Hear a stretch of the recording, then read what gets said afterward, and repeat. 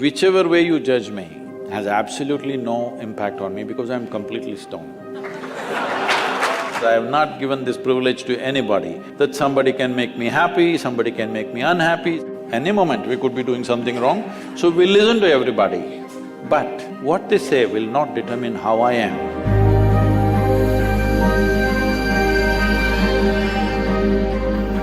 So Sadguru, sometime back I happened to be in a situation where a friend of mine was drunk. So when she was in the drunk state, she was repeatedly saying that please don't judge me as I'm drinking, please don't judge me. It is… but she has lost her judgment, but she doesn't want you.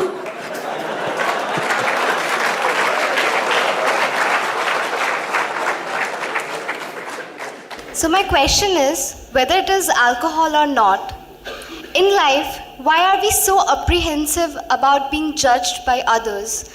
And how can we not let this come on our way of being happy?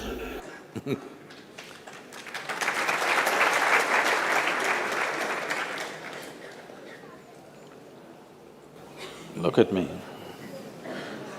See, I'm always stoned.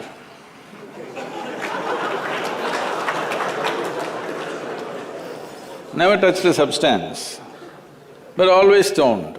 You can judge me whichever way you want.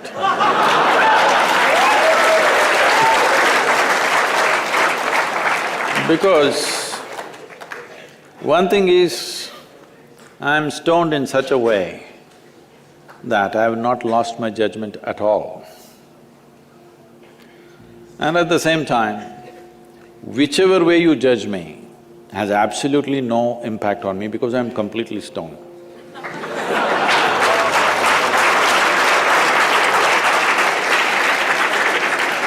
Having said that, why this consumption of alcohol and drugs is growing the way it's growing in the world is, this is because the heavens have been collapsing. Yes, I was in Bangalore just 3-4 weeks ago. There were over 8,000 people doing a 2-day program with me. And just casually I asked, how many of you think you will go to heaven? Only 5 hands went up. Then I asked, are you all the hell people? No, it's just that both heaven and hell have collapsed in people's minds. This is the first time in the history of humanity that this many people in the world can think for themselves. Otherwise, your priest, your mullah, your pandit or a book was thinking for you. The first time that so many people can think for themselves. Are they thinking right, thinking wrong? There are many issues about that. But they're thinking right, thinking wrong, but they're thinking. So all illogical things are naturally collapsing. Still, this generation has not fully walked away from it, still there is fear. They can't openly say, there's no goddamn hell or heaven. They're still fearful about it, but they're trying to make a little heaven for themselves here. So, hey, wait. So naturally, when they're not able to do it for themselves out of their own intelligence, they will fall back on chemicals. Today, just to take very affluent societies, because every society is aspiring to be like that, let's say you take United States, which is the most affluent nation on the planet right now. 70% of US population is on prescription medication. Another 30%, of course, buying it off the back streets.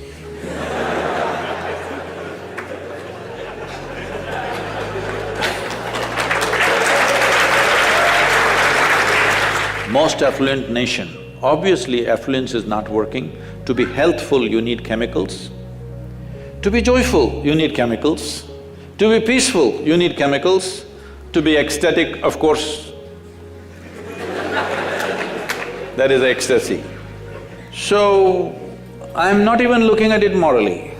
It's never a moral issue for me. If 90% of this population right now is on chemicals, believe me, the next generation that we produce will be a generation which is much less than us. If we produce a next generation less than ourselves, we have committed a crime against humanity, because the next generation must be at least one step ahead of us, otherwise we've lost it. We've lost the entire process of civilization when we produce a next generation which is actually less than us. So, we are heading towards this rapidly. Unless we teach individual human beings how to simply sit here and be blissed out. Stoned enough or no? Just look at me. But am I conscious enough, alert enough, clear enough?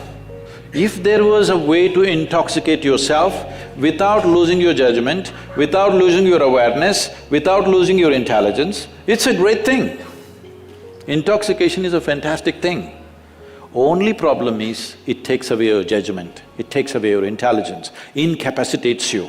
That is the problem, isn't it? Is it true? Ask anybody, you're not in the medical sciences, but ask anybody, is it true that this body here is the greatest chemical factory in the universe right now? The universe that we know at least? Only problem is you're a lousy manager. If you know how to manage this, you would be like me, always blissed out. Anybody can say what they want, anybody can do what they want. This is like this only. Because I have not given this privilege to anybody, that somebody can make me happy, somebody can make me unhappy, somebody can make me miserable.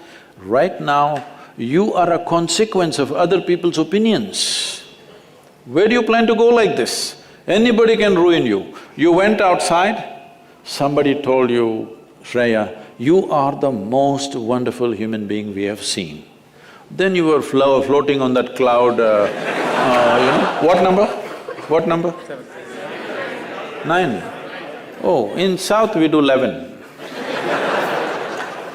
You were floating on cloud whatever number, and you came home, people at home told you who you really are. And the cloud will crash. No.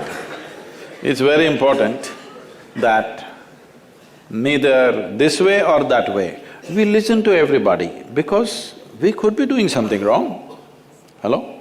Any moment we could be doing something wrong, so we listen to everybody. But what they say will not determine how I am.